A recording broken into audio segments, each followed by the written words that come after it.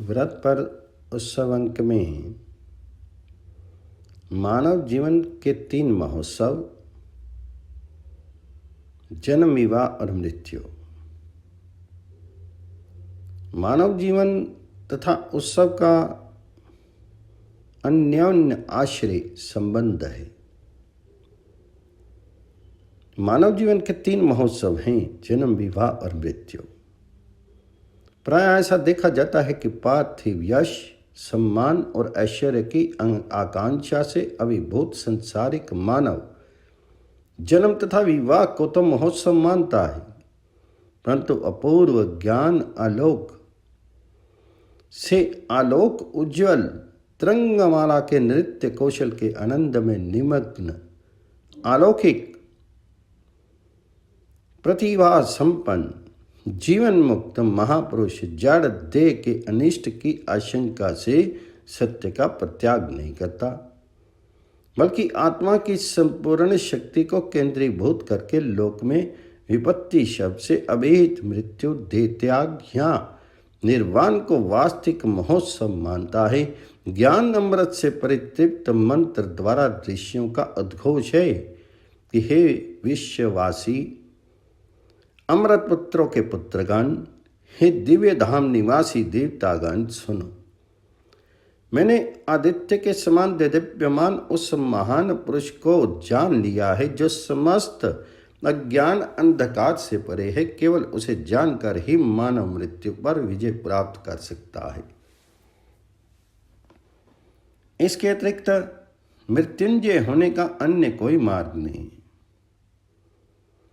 मृत्यु का निर्वाण एक ऐसा शुभ अवसर एवं आनंद का क्षण है जिसके माध्यम में से स्थूल शरीर के बंधन में आबद्ध जीवात्मा पुनः अपने मूल स्तोत्र परमात्मा से मिलने हेतु अर्थात व्यष्टि से समष्टि स्वरूप होने के लिए सन्नद्ध रहती है। एदर्थ मृत्यु एक अस्थान महोत्सव है। आदान प्रदान जगत का शाश्वत नियम है। जीवन और मृत्यु भी आदान प्रदान ही है। संप्रसारण ही जीवन है और संकोच ही मृत्यु। प्रेम ही जीवन है, घृणा ही मृत्यु। आनंद उल्लास या महोत्सव मानव के अंतस की एक अनुभूति है। भारतवर्ष में जो भी व्रत, पर्व और उत्सव मनाए जाते हैं उसका उद्देश्य अध्यात्मिका को लिए होता है। मानव जन्म महोत्सव है क्योंकि एको अहम बहुश्याम अर्थात मायावती भगवान ने एक से बहुत होने की इच्छा की। परिणामता श्री भगवान द्वारा सृष्टि का विस्तार हुआ। जो विराट पुरुष नाम वाले हैं वे ही भगवान लोक सर्वलोक में हैं, जिनसे सभी ब्रह्मांड मूल प्रकृतियां चर अचर पंच महाभूत सभी वर्ण 14 भवन त्रिलोकी सप्तद्वीप नवखंड औषधियां अन्न जीवनी शक्ति समस्त रस आदि जगत की सृष्टि हुई। रसो वै रसा आनंदो वै सा अर्थात वह विराट पुरुष ही स्वयं रस स्वरूप है, में आनंद स्वरूप है। इस प्रकार विराट पुरुष भगवान द्वारा रची सृष्टि भी आनंद स्वरूप ही है। सुर दुर्लभ मानव योनि में जन्म वास्तव में महोत्सव है। जन्म की सार्थकता इंद्रिय प्रत्यक्ष तथा द्वैत प्रपंच का अप्रत्याशित रूप से महाशून्य में लीन होने में है। अच्छे कार्य करने वाले संसार में बहुत से लोग हैं, परंतु जो स्वप्न में अच्छे हैं और देश काल परिस्थिति तथा नीति से परे अवस्थित निज बोध स्वरूप आत्मा में स्थित हैं, जिनका सानिध्य प्राप्त करके सामान्य जीव भी सदैव सच्चिदानंद सागर में डूबे रहते हैं, ऐसे ज्योति पुत्र तत्व जिज्ञासु अति मानव का जन्म वास्तव में महोत्सव है।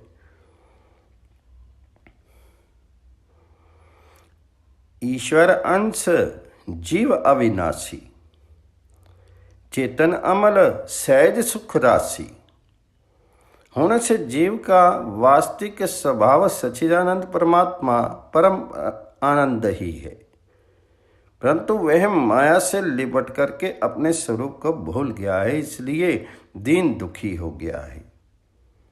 भूमि परत भा ढा भर पानी, जनो जीव ही माया लपटा नहीं। जिस अनुग्रहशील ब्रह्मविद ज्योति पुत्र तथा तत्व जिज्ञासु ने अपने स्वरूप को विवेक द्वारा जाग कर जाना है, उसने अपने अंतस में जितना अधिक सद्गुणों का विकास कर लिया है, उसी स्तर तक महामानव जीवन मुक्त तथा उसका जन्म अवतार तक कहलाने लगता है। अभाव में भाव का अवतरण ही जन्म या उत्पत्ति कहलाता है। उस निराकार रूप ब्रह्म के सूक्ष्म शरीर से ही सभी स्थूल सृष्टि उत्पन्न होती हैं। इसी प्रकार वह सच्चिदानंद परमात्मा स्वयं ही निराकार रूप से साकार रूप को धारण करता है। इसी का नाम अवतार लेना है। जब जब होई धर्म के हानि, बाढ़ही असुर अधम अभिमानी, करही अनीति जाई नहीं बरनी, सीधही विप्र धेनु सुर धरनी। तब तब प्रभु धरि विविध शरीरा, हर ही कृपा निधि सज्जन पीरा। असुर मारी थापई सुरन, राखी निज श्रुति सेतु, जग विस्तारही विशद जस, राम जन्म कर हेतु। त्रेता में श्री राम जी ने जो कलयुग की विषम परिस्थितियां थी, उन्हें पलट करके सतयुग उपस्थित कर दिया। तेता भई कृत युग के करनी, यही अवतार का प्रयोजन है। भगवान जी का शरीर पांच भौतिक नहीं है, परंच चिद आनंद में नित्य दिव्य तथा देही विभाग रहित है। चिद आनंद में दे तुम्हारी, विगत विकार जान अधिकारी। जीव कर्मों के वश घर में आता है, भगवान कर्म के अधीन नहीं है। कर्म शुभ अशुभ तुम्ही ना बाधा। वे अपनी इच्छा से अवतार लेते हैं। विप्र धेनु सूर और संतों की भलाई के लिए मायातीत गुणातीत भगवान अपनी इच्छा से नर तन धारण करते हैं। विप्र धेनु सुर संत हित, लीनी मनुज अवतार। निज इच्छा निर्मित तनु, माया गुण गौ पार। यही कारण है कि दशरथ पुत्र जन्म सुनि काना, मानहु ब्रह्म आनंद समाना।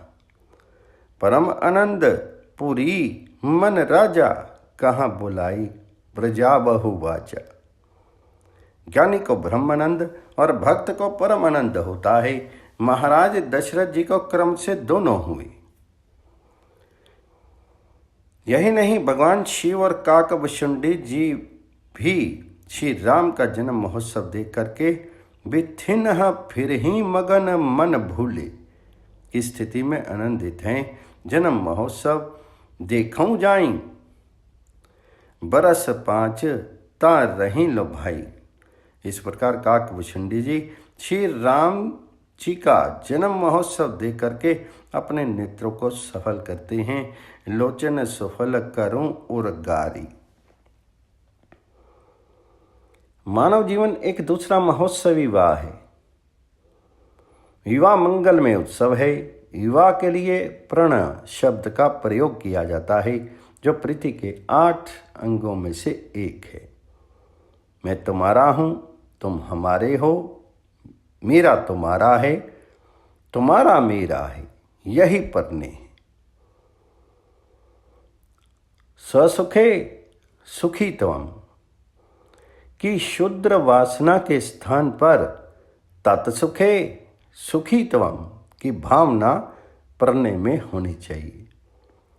पति पत्नी की आत्माओं की एकता शक्ति और शक्तिमान के एकीकरण की भांति है। दो शीर, दो मन, दो बुद्धि, दो हृदय, दो प्राण एवं दो आत्माओं के एकत्र समन्वय से सफल दाम्पत्य जीवन का श्री गणेश होता है। सफल दाम्पत्य जीवन से ही गृहस्थ जीवन सुखी तथा आनंदित होता है, जिससे लौकिक तथा पारलौकिक उद्देश्यों की पूर्ति होती है। मानव जीवन की मंदाकिनी विवाह उत्सव से ही प्रवाहित होती है। मर्यादा पुरुषोत्तम श्री राम जी तथा सीता जी का विवाह भारतीय ही नहीं, वैश्विक संस्कृति के लिए भी अनुकरणीय ही नहीं, अनुपालनीय है। ये आदर्श विवाह है। श्री सीताराम जी का विवाह तो सच्चे अर्थों में तत्व की अभिव्यक्ति करता है। तत्वज्ञ जनक के मंडप की तुलना जीव के अंतःकरण से की गई है। सुंदरी सुंदर बरहन सह सब एक मंडप राज ही, जनु जीव और चरु अवस्था विभुन सहित विराज ही। अर्थात सब सुंदरी दुल्हनें सुंदर दुल्हों के साथ एक ही मंडप में ऐसी शोभित हो रही हैं मानो जीव के हृदय में चारों अवस्थाएं अपने अपने स्वामियों सहित विराजमान हैं। चारों बहनें चार अवस्थाएं तथा चारों भाई चारों विभू हैं। मानव जीवन का सर्वोत्कृष्ट परंतु अंतिम महोत्सव मृत्यु है। मृत्यु का एकमात्र कारण अज्ञान है। जिस व्यक्ति ने शीर से अलग अपने भीतर किसी तत्व को नहीं जाना, वही अज्ञानी है। अज्ञानी का यही अनुभव है कि मैं शीर हूं। जीवात्मा मूलता और तत्वता परम तत्व परमात्मा से अभिन्न है। केवल अज्ञान के कारण ही अपने को परमात्मा से भिन्न मानता है। यही कारण है कि अज्ञान से ही मृत्यु है। अज्ञान में ही मृत्यु है। जीवन मिटकर ही मिलता है। जो कच्चे नारियल की तरह संसार से, शीर से एवं भोगों से चिपके रहते हैं, वे खो देते हैं, परंतु जो खो डट जाता है, अपने को मिटा देता है, वह शून्य हो जाता है और शून्य होकर के पूर्णता को प्राप्त कर लेता है। व्यष्टि या बूंद बूंद रहकर समष्टि या सागर नहीं हो सकता। बूंद रहने का आग्रह ही तो सागर होने में बाधा है। मैं की बूंद जब मिटती है तब आत्मा परमात्मा का सागर उपलब्ध होता है। यही ब्रह्मानंद, यही परमानंद। इसी स्थिति का वर्णन कबीर दास जी कहते हैं, मरने से जो जग डरे मेरे मन आनंद, मरने पर ही पाएंगे पूरन परम आनंद। भोगी अज्ञानी ही होता है। भोगी का विषय भोग होता है। उसका भविष्य तो सत्तांधकार में होता है। मरण धर्मा भोगी वृद्ध अवस्था में रोगों से घिर करके दुख पाता है। एक ओर तो शारीरिक पीड़ा का कष्ट होता है और दूसरी ओर भोगों के प्रति आसक्ति से स्मृति एवं उन्हें ना भोग पाने की असमर्थता से उनका मन महान दुख का अनुभव करता है।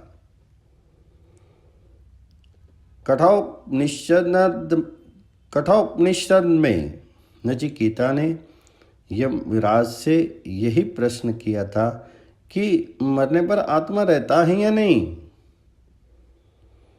तो यमराज ने यही उत्तर दिया था कि अवश्य रहता है। जो धन के मोह से मोहित हो रहा है, ऐसे भोगी प्रमादी मूढ़ अज्ञानी अविवेकी पुरुष की परलोक में श्रद्धा नहीं होती। ये लोक ही है, परलोक नहीं है। इस प्रकार मानने वाला वह मूढ़ मुझ मृत्यु के वश में बार बार बढ़ता है, अर्थात पुनः पुनः जन्म मृत्यु को प्राप्त होता है। मनुष्य जैसा कर्म करता है उसको वैसा ही फल भी मिलता है। कर्म के अनुसार संस्कार तथा संस्कार के अनुसार अंतःकरण में वृत्ति बनती है। वृत्ति के अनुसार अंतकाल में समृद्धि होती है और उसी के अनुसार भावी जन्म होता है। इसलिए कहा गया है अंतमति सौगति। भगवान श्री कृष्ण ने गीता में कहा है प्रकृति में स्थित पुरुष ही प्रकृति से उत्पन्न त्रिगुणात्मक पदार्थों को भोगता है और गुणों का संग ही इस जीवात्मा की अच्छी बुरी योनियों में जन्म लेने का कारण है। भरत मुनि को मृत्यु के समय मृग शावक में मोह आसक्ति के कारण ही मृग योनि में जन्म लेना पड़ा था। अज्ञान रूपी आवरण का नाश करना जीव के वश में नहीं है। जैसे कोश कीट बेर की झाड़ पर कोश बनाने वाला कीड़ा स्वयं ही उस कोश रूपी आवरण को बना करके अपनी ही करनी से उस कोश में बंद होकर मर जाता है, उसी प्रकार जीवात्मा अपने द्वारा बनाया हुआ अज्ञान आवरण स्वयं नहीं हटा सकता। संत भक्त सतगुरु तथा भगवान जी की अहित की कृपा से ही अज्ञान दूर होता है। भक्ति और कृपा साधन साध्य नहीं है, अपितु कृपा साध्य है। सोई जानी जेहु देहु जनाई, जानत तुम ही होई जाई। तुम रही कृपा तुम ही रघुनंदन, जान ही भगत भगत और चंदन। मानव जीवन का वास्तविक महनीय महोत्सव मृत्यु है। इसी स्थिति को लक्ष्य करके किसी जीवन मुक्त ब्रह्म ज्ञानी नित्य लीला रस रसिक संत भक्त ने कहा मरते मरते जग मुआ, मरनी ना जाना कोई। ऐसी मरनी पर चलो बहुरी ना मरना होई। बालक के जन्म पर उत्सव होता है। इसका तात्पर्य है कि बालक जन्म के समय रोता है, संसार उत्सव मनाता है। इसका लाक्षणिक एवं तात्विक तात्पर्य ये है कि निर्वाण मृत्यु के समय बालक जीवात्मा हंसे और संसार रोए। जब हम जग पैदा हुए जग हंसा हम रोए, ऐसी करनी कर चलो हम हंसे जग रोए। करो कृत्य जीवन में कुछ ऐसा भैया कि अंतिम में हंसते हुए प्राण जाए। जन्म धराधाम पर जीवात्मा का आगमन है। विवाह दो आत्माओं का मिलन है, परंतु निर्वाण मृत्यु आत्मा परमात्मा का महामिलन है। परिनिर्वाण है, महासमाधि है, जन्म गंगा का अवतरण है, विवाह जमुना कर्म का संगम है तथा मृत्यु अदृश्य सरस्वती त्रिवेणी का महासंगम है। तात्विक विवेचन ये है कि जन्म विवाह तथा मृत्यु निर्वाण यथार्थ मानव जीवन के आनंद उत्सव पूर्ण महोत्सव है। जन्म और मृत्यु जीवन नदी के दो कूल हैं। विषय संसारी व्यक्ति निरुपाय सा प्रवाह में बहता रहता है। चतुर्तैराग ब्रह्म योग युक्त आत्मा आत्मज्ञानी भक्त ब्रह्म सत्यम जगन मिथ्या के वास्तविक रहस्य को हृदयंगम करके आत्म अनंत की मस्ती में डुबकी लगाता हुआ दोनों कगारों को तैर करके पार कर लेता है। संयोग से किसी तरह रोते बिलखते जीना और निरुद्देश्य मर जाना जीवन की सार्थकता नहीं है। विषयों से अनासक्त रहते हुए ज्ञान प्राप्त करके नित्य सुख की प्राप्ति, शांति एवं अक्षय आनंद की उपलब्धियों को प्राप्त करके दे त्याग रूपी मृत्यु को महोत्सव के रूप में वर्ण करना मानव जीवन की सार्थकता है। जिसने जीवन को ठीक ढंग से जिया नहीं है वह ठीक ढंग से मर भी नहीं सकता। मृत्यु के क्षण में व्यक्ति अपने वास्तविक रूप में प्रकट हो जाता है। उस समय उसके व्यवहार का आधार बाह्य चेतना नहीं होती है।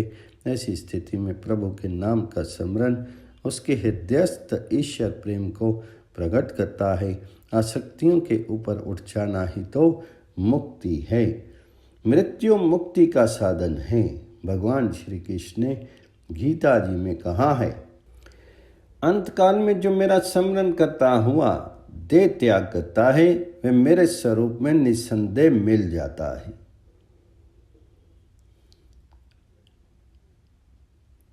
मनुष्य का जैसा संकल्प होता है मरने पर उसे वैसी ही गति मिलती है। मानव जीवन का सत्य स्वरूप का ज्ञान ही है। ज्ञान और अर्थ की श्रेष्ठता उसके सदुपयोग में ही निहित है। सदुपयोग की स्थिति में ब्रह्म के निराकरण से जीवन के 3 महोत्सव जन्म, विवाह तथा मृत्यु स्वयं सिद्ध हैं। अतः संसार में चाहे मन जाए पर मन में संसार न आने पावे, इस परम व्रत का दृढ़ता से पालन करना चाहिए। व्रत पर उत्सव अंक में व्रत उपवास से अनंत पुण्य और आरोग्य की प्राप्ति। ऐसा कहा जाता है कि अकेला एक उपवास अनेक रोगों का नाश करता है। नियमता व्रत उपवासों से उत्तम स्वस्थ एवं दीर्घ जीवन प्राप्त होता है। हमारे देश के अनपढ़ ग्रामीण भी इस बात को जानते हैं कि अरुचि, अजीर्ण, उदरशूल, मल अवरोध, सिर दर्द एवं ज्वर जैसे साधारण रोगों से लेकर के असाध्य महाव्याधियां भी व्रत उपवास से निर्मूल हो जाती हैं। उससे अपूर्व एवं स्थायी आरोग्यता की प्राप्ति हो जाती है। सभी देशों तथा धर्मों में व्रत उपवास का महत्वपूर्ण स्थान है। इनके द्वारा मनुष्य की अंतरात्मा शुद्ध होती है। ज्ञान शक्ति, विचार शक्ति, बुद्धि, श्रद्धा, मेधा, भक्ति तथा पवित्रता की बढ़ोतरी भी होती है। आज की तुलना में पिछली सदियों के लोगों का स्वास्थ्य अच्छा हुआ करता था और वे निरोग होते थे। आज के अनेक भयंकर रोगों से वे कोसों दूर थे। रोगों का उन पर आक्रमण नहीं हुआ करता था, ऐसी बात तो नहीं, परंतु वे लोग शास्त्र के अनुसार आचरण करके स्वस्थ रहने का प्रयास करते थे। इन प्रयासों में वे सफल भी होते थे। हमारे पूर्व मनुष्यों द्वारा आयुर्वेद के आधार पर धार्मिक व्रत अनुष्ठानों का अनुपालन करने का उपाय प्रस्तुत किया गया है। इन व्रतों के पालन द्वारा सामान्य रोगों से मानव मुक्ति प्राप्त करके स्वस्थ जीवन का अनुभव करके मानसिक तनावों से भी छुटकारा पा करके ईश प्राप्ति का सहज सुलभ साधन भी पा लेता था, ऐसा विश्वास किया जाता है। हमारे देश में चैत्र मास के शुक्ल पक्ष की प्रतिपदा से संवत्सर पर्यंत सभी तिथियों में व्रतों का विधान है। तिथि व्रत, वार व्रत, मास व्रत, नक्षत्र व्रत आदि तो प्रसिद्ध हैं ही। यह संभव नहीं कि प्रत्येक दिन व्रत किया जाए, तथापि हर मास 1 या 2 दिन व्रत किए जा सकते हैं।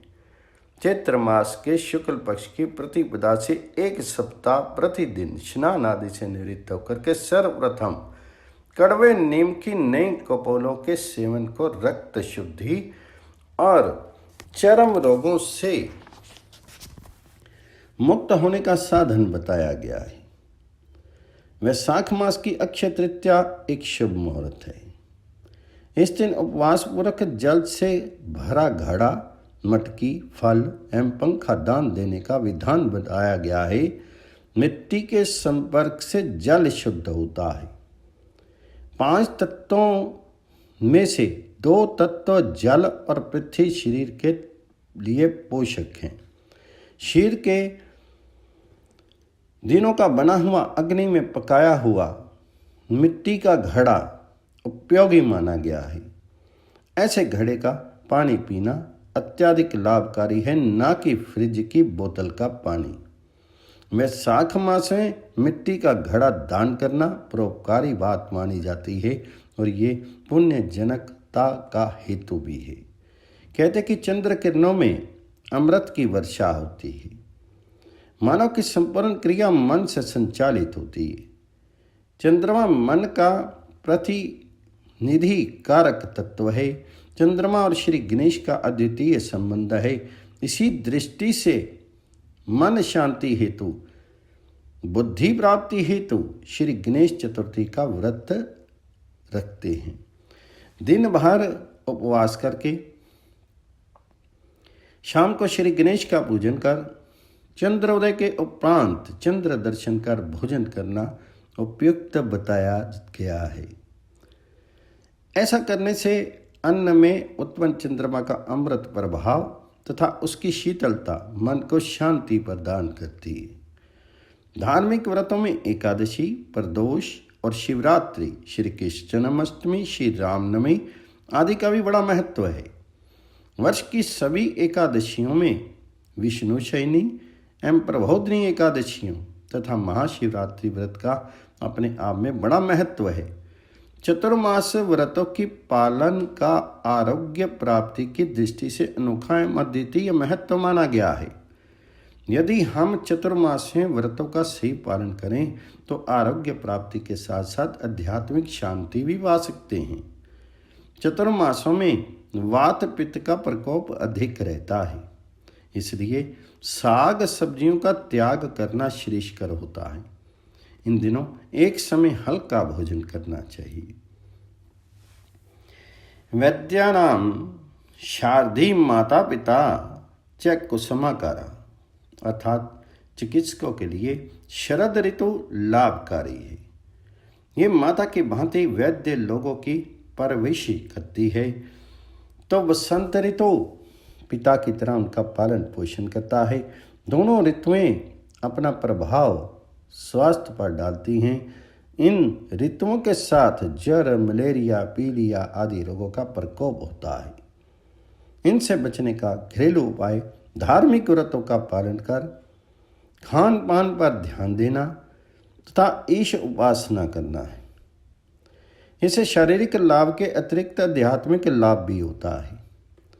वर्षा ऋतु में सब्जियां दूषित हो जाती हैं, सरोवरों का जल भी मलिन रहता है, मच्छर एवं अन्य कीट पतंग उत्पन्न हो जाते हैं। इससे मुक्ति पाने हेतु धार्मिक व्रतों का विशेष आयोजन रहता है, जिसमें शारीरिक पवित्रता एवं मितहारी रहने के कारण रोग नहीं हो पाते। आरोग्य की दृष्टि से सप्ताह में एक दिन का उपवास एवं उस दिन के देवता की पूजा अर्चा पुण्यदायक है। सोमवार को भगवान शंकर हेतु, गुरुवार को भगवान दत्तात्रेय हेतु, शुक्रवार एवं मंगलवार को माता भवानी हेतु, शनिवार को हनुमान एवं शनिदेव की आराधना हेतु व्रत किया जा सकता है। रविवार और बुधवार को मध्याह्न के पश्चात भोजन करना चाहिए। सामान्यतः दूध, फल, साबूदाना, सिंघाड़ा, मखाना आदि सात्विक और सुपाच्य हल्के पदार्थों का सेवन व्रतों में लाभकारी है। संभव हो तो पूर्ण रूप से निराहार एवं निर्जल व्रत करना चाहिए। अधिकांश रूप से व्रत त्योहारों पर दान करने की परंपरा रही है। इससे दिनों पर उपकार किया जा सकता है। दान देना व्यक्ति के मानसिक विकास की दृष्टि से एवं सामाजिक दृष्टि से आवश्यक भी है। चतुर्मास के उपवास और नियम धर्म की दृष्टि से उपयोगी होते हैं। उपवास और नियम धर्मों का पालन करने वाले व्यक्तियों का स्वास्थ्य तो उत्तम रहता ही है, साथ ही उनके व्यक्तित्व का भी विकास होता है। धार्मिक व्रतों का उचित पालन शरीर शुद्धि, आत्मिक और आध्यात्मिक शांति को की प्राप्ति में सहायक है। इन व्रतों के माध्यम से मनुष्य ईश्वरीय अपने इष्ट देव की आराधना और भक्ति भी कर सकते हैं। व्रत हिंदू संस्कृति एवं धर्म के प्राण बताए गए हैं। नियमता व्रत उपवासों के पालन से स्वस्थ एवं दीर्घ जीवन की प्राप्ति होती है।